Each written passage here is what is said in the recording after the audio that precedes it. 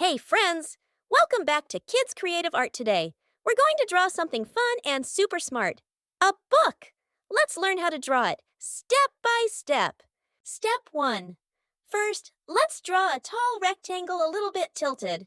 This will be the front cover of our book.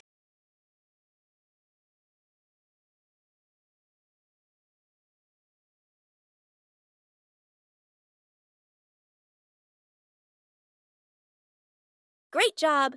Step 2.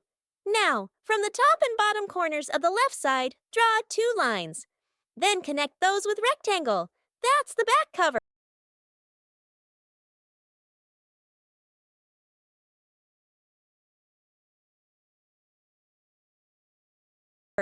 Step 3. Add 1 straight line at bottom and connect with the body of book. Step 4. Let's add some pages. Inside the book, draw a few curved lines to show the paper inside. Add title and color a book. Awesome job, artists! Your book looks amazing! Don't forget to subscribe for more fun drawings every week.